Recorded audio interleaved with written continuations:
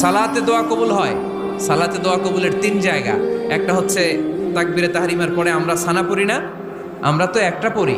আল্লাহর হাবিব সুন্নাহ এবং নফল নামাজে আরো পড়তেন সানা, ওই দোয়া কবুল হয়। 2 নম্বর জায়গা সালাতে সেজদায় পড়ে দোয়া করলে কবুল হয়।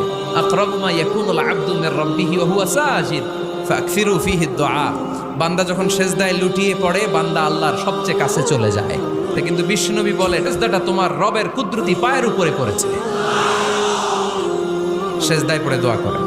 সালাম ফিরানোর আগে বিশ্বনবী দোয়া করতেন, লা ইউসাল্লিমান্না আহাদুকুম হাত্তা ইয়াতাআওয়াযা মিন আরবা'a। আল্লাহর হাবিব বললেন 4 জিনিস থেকে পানাহ না আছে আমার কোন উম্মত যেন সালাম না ফিরায়। তারা যেন পড়ে আল্লাহুম্মা ইন্নী আউযু বিকা মিন আযাবিল কবর, আউযু বিকা মিন আযাবি জাহান্নাম, আউযু বিকা মিন ফিতনাতিল মাহইয়া ওয়াল মামাত, আউযু বিকা মিন ফিতনাতিল মাসিহিদ দাজ্জাল। আল্লাহ কবরের আযাব থেকে বাঁচাও, আল্লাহ জাহান্নামের আগুন থেকে বাঁচাও, আল্লাহ জীবন